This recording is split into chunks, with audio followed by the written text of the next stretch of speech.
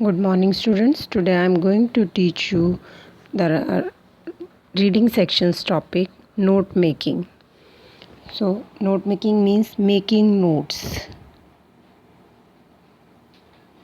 Note making is a way of recording important details from source that can be any book, article, meeting, or any oral discussion. In note making, the writer records the essence of the information. It helps us to understand and clarify thinking. Note making saves a lot of time by going through the notes made. One can get a glimpse of a lot of information from short note. Dear students, यहाँ पर हम notes बनाने की बात कर रहे हैं. Notes सिर्फ इंग्लिश का टॉपिक ही नहीं है, आप किसी भी सब्जेक्ट में नोट्स बना सकते हैं. दैट मीन्स मेन पॉइंट्स और उसकी सब हेडिंग्स. कहीं भी आपको स्पीच बोलनी है तो कुछ पॉइंट्स आपके माइंड पॉइंट्स लर्न कर लोगे दैट यू कैन इलेबोरेट, उससे आप अपने आप बनाकर बोल सकते हैं. या फिर क्वेश्चंस आपको लर्न नहीं हो रहे तो उसके लिए भी आप नोट्स बना सकते हैं. तो ये नोट्स बनाना इंग्लिश में सिखाया गया है. ये आपका बोर्ड का टॉपिक है. तो आप अब नोट्स बनाए कैसे जाएं? वो किसी चैप्टर के भी हो सकते हैं, किसी पैराग्राफ के भी हो सकते हैं, कहीं न्यूज़पेपर से भी हो सकते हैं, कोई वर्बल किसी की कम्युनिकेशन चल रही है, कोई मीटिंग में आप पॉइंट्स लिख लेंगे. जैसे आपने देखा होगा कि प्राइम मिनिस्टर के पीए होते हैं अकॉर्डिंगली, तो वो हर बात जब भी कोई वीआईपी बोल रहा होता है तो वो पूरी नोट नहीं की जा सकती, तो उनके पॉइंट्स को नोट कर लिया जाता है, तो उससे वो बात याद आ जाती है. ये हमें कैसे कैसे हेल्प कर सकते हैं? Helps in exams, in academic writings. हमें एकेडमिक राइटिंग्स में हेल्प कर सकते हैं. In organization of main points, the future use, आप आगे फ्यूचर यूज़ के लिए पॉइंट्स में लिख कर रख सकते हैं. Helps in keeping the information handy whenever we require, क्योंकि पॉइंट्स हमारे माइंड में रह जाते हैं. Helps in recollecting and recalling the past events said और हर्ड. आपने कुछ सुना हुआ है या फिर किसी ने बोला है या आपने बोला है तो उनको आप पॉइंट्स नोट करके रख लें. Helps in concentrating, understanding and provides a permanent record. आपकी कंसंट्रेशन लेवल बढ़ता है क्योंकि आपको पॉइंट्स याद होते हैं, तो आपने क्या क्या बोला तो आप रिकॉल कर सकती हैं. अंडरस्टैंडिंग लेवल आपका बढ़ता है किसी भी चीज़ का. Helps us to go through bulky documents quickly. अब बहुत ज़्यादा पेजेस की कोई बुक है और आपको उसके बारे में कुछ शॉर्ट में लिखना है तो आप पॉइंट्स में डिवाइड कर सकते हैं. पॉइंट्स में डिवाइडेड ही होते हैं. आपने रामायण महाभारत देखे होंगे तो वो कांड में डिवाइड हैं, उनके अलग अलग से चैप्टर्स बने होते हैं, तो वो पॉइंट्स में, ताकि इजी टू सर्च होता है. Helps in understanding a material if the notes are in own words. अगर आप अपने वर्ड्स में उसको चेंज कर लेते हैं तो वो मटेरियल जल्दी समझ में आता है. Distinguishes between main points and details. Details और मेन पॉइंट्स में आपको डिफ्रेंशिएट कर सकते हैं कि क्या इम्पॉर्टेंट बात कही गई और क्या उस इम्पॉर्टेंट बात का सब पॉइंट है. आपके नोट्स में क्या क्या कैरेक्टरिस्टिक्स होनी चाहिए? Notes must be always short, not in full sentence, only points, only the important information included. Extra information आपको बिल्कुल नहीं देनी. Logically presented in sequence, order में होनी चाहिए. ऐसा नहीं है कि आप फर्स्ट पैराग्राफ के नोट्स पहले ले लें, फिर फोर्थ के ले लें, फिर सेकंड के, फिर फिफ्थ के, फिर थर्ड के. लॉजिकली ऑर्डर में चलना चाहिए. Organised appropriately under heading and sub heading. ये हम आपको बताएंगे कि कैसे बनानी है heading and sub heading.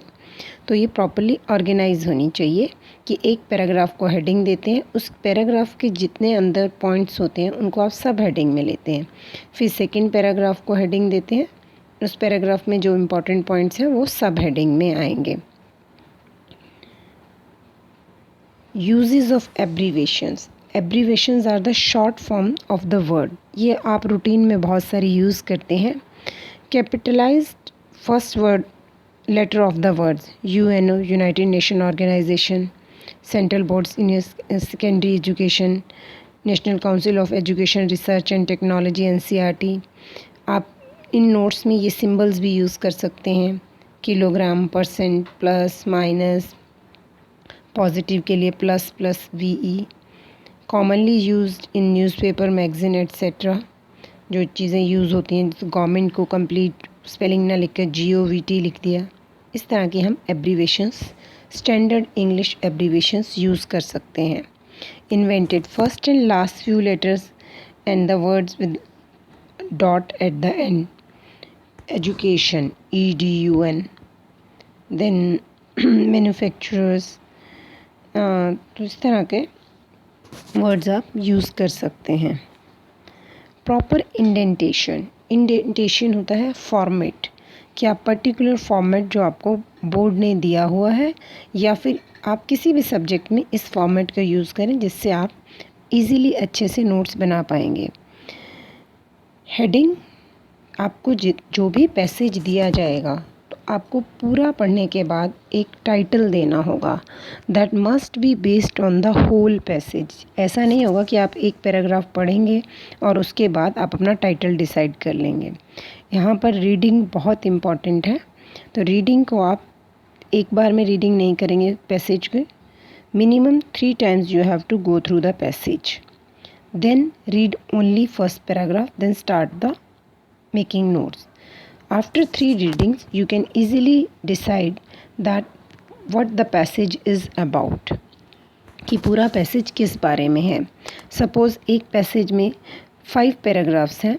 First passage में पैसेज के फर्स्ट पैराग्राफ में बताया गया है that mango is good for health, benefits of mango, losses of mango. Second paragraph में grapes, benefits of grapes, losses.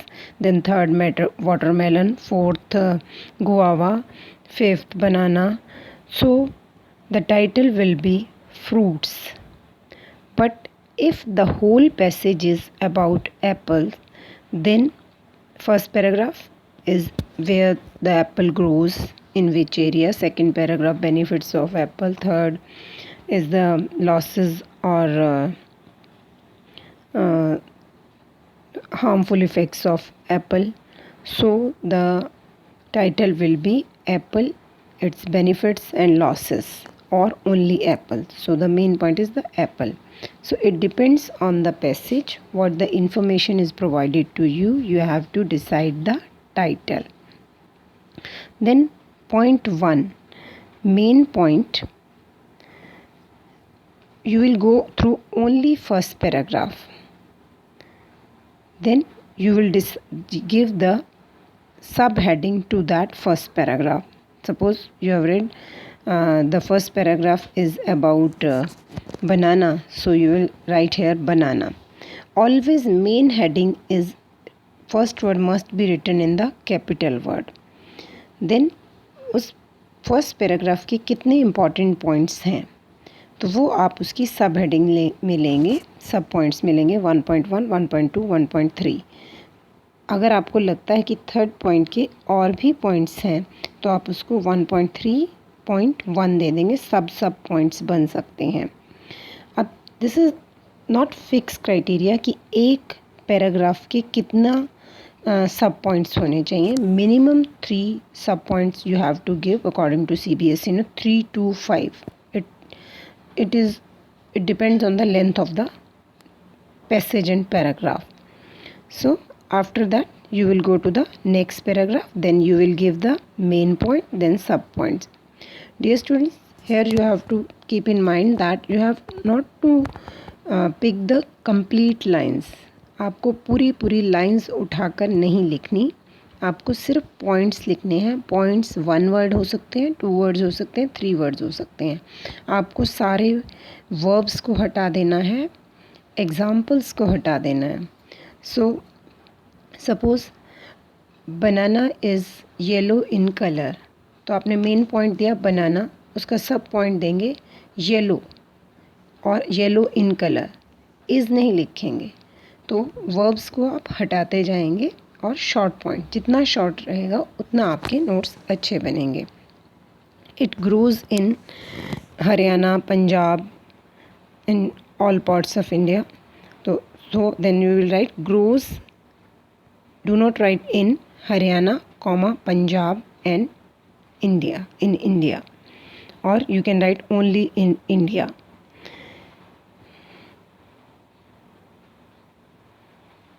Then next, make use of words and phrases only. Avoid full length sentences. We have already discussed this.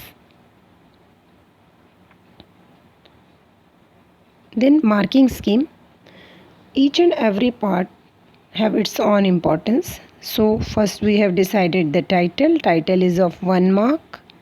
Abbreviation, you have to use minimum 4 in the whole passage, not in a one paragraph, minimum 4 in the whole passage. You can use 1 in first paragraph, 2 in 3 paragraphs, and 1 in fourth paragraph. Total 4 abbreviations. These are of 1 mark. You can use more than 4. You can use even 8 just to make sure that your 1 mark will not be deducted. आप अपनी safety point के लिए 6 to 8 use कर सकते हैं, but same abbreviation का repetition आप कितनी भी बार कर सकते हैं, but the examiner will consider it only 1 abbreviation. Suppose आप बुक्स को BKS लिखते हैं और आपका वो 10 टाइम्स आया, आपने उसको यूज़ किया, तो एग्ज़ामिनर के लिए आपका ये सिंगल एब्रीविएशन होगा. आपको 4 डिफरेंट वर्ड्स मिनिमम शो करने पड़ेंगे. सब हेडिंग्स एंड सब headings 3 marks.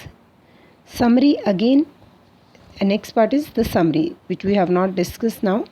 It is of 3 marks. Content 2 marks. You have to write in 80 words minimum. 1/3 of the passage you have to write. It depends on the examiner that he can ask you 80 words or 100 words. Expression 1 mark. Standard word limit of the summary is usually 80 words. Provide for key abbreviation used in notes. Whatsoever the abbreviations you are using while writing the notes, you must provide the key. बेटा जैसे आप map बनाते थे 10th तक, तो map में आप symbols use करते थे, तो आप उस एरिया में उस सिंबल को फिल कर देते थे, तो साइड में आप की बनाते थे कि सपोज़ गेहूँ किस एरिया में है तो उसका सिंबल, कि ये वीट का सिंबल है, एट्सेट्रा. ऐसे ही आपने कंप्लीट वर्ड लिखना है. प्रॉब्लम, उसका शॉर्ट फॉर्म PRBLM लिखा आपने. ट्रांसपेरेंट, रिक्वायर्ड, तो फुल वर्ड और उसका एब्रीवेशन आपको लिखना है. क्लियर. अब एब्रीवेशन, कुछ स्टैंडर्ड एब्रीवेशंस यहाँ पर दिए हुए हैं जिसको आप देख सकते हैं. आप मैथ्स में जितने भी सिंबल्स यूज़ करते हैं, अपने अकाउंट्स में यूज़ करते हैं, वो आप सिंबल्स ले सकते हैं. जैसे एंड के लिए जनरल आप यूज़ करते हैं, देयरफॉर के लिए 3 डॉट्स, बिकॉज के लिए 3 डॉट्स ही हैं बट ये अपोजिट होते हैं, दैट इज़ का शॉर्ट फॉर्म I.E लेते हैं. परसेंटेज का सिंबल, परसेंटेज का 100 का 100 लिख सकते हैं, एग्जांपल का EG. इस तरह से ये symbols greater than, equal to, @ but आप वही एब्रीवेशंस यूज़ करेंगे जो वर्ड्स आपके पैसेज में दिए हुए होंगे. एग्जाम्पल ऑफ नोट्स मैं आपको भेजूँगी इसके बाद. तो ये स्टैंडर्ड एब्रीवेशंस हैं इंग्लिश के. ऐसा नहीं है कि आप अपनी जो आजकल व्हाट्सएप लैंग्वेज यूज़ करते हैं वैसे सिंबल्स आप यूज़ कर देंगे, नहीं. स्टैंडर्ड इंग्लिश में जो आपके यूज़ होते हैं, CBSE, commanding officer, CM, chief minister, GPO, general post office, NCERT, PM, तो ये स्टैंडर्ड एब्रीवेशंस हैं. आप इनको ध्यान से पढ़ेंगे. ये मैंने काफ़ी सारे आपके लिए दिए हैं ताकि आप इनको रीड करें. यूजुअली आप इन सब चीज़ों को यूज़ करते हैं, बट एक बार आपको गो थ्रू होना होता है. कैप्टन, कंपनी स्पेशली, तो आप इनको एक बार देख लेंगे तो आपको याद आ जाएंगे कि हम लोग ये चीज़ें यूज़ करते हैं ऑलरेडी. जैसे रेवरेंड, साइंस, तो ये स्टैंडर्ड एब्रीवेशंस आपके हैं जो आप पहले से ही यूज़ करते हैं. तो इनको आप देखेंगे अच्छी तरह से. यूनिवर्सिटी का, तो बहुत सारी चीज़ें आप इनको यूज़ करते हैं. तो दीज आर द अकाउंट्स में आप ये यूज़ करते हैं. लिमिटेड का LTD, मिस्टर का MR, मिस को हम MS लिखते हैं. Organisation, just go through. Education को EDU लिखते हैं. तो ये आप ध्यान से एक बार देख लेंगे आपको गो थ्रू होने की ज़रूरत है, इसमें कुछ क्रैम करने की ज़रूरत नहीं है, जस्ट आपके माइंड से निकलनी चाहिए कि ये वर्ड्स अगर हमारे उस पैसेज में आएंगे तो हम नोट्स बनाते हुए इनको हम शॉर्ट फॉर्म में लिखेंगे. Clear? Dear student, in the next lecture I will teach you how to make proper notes. Thanks.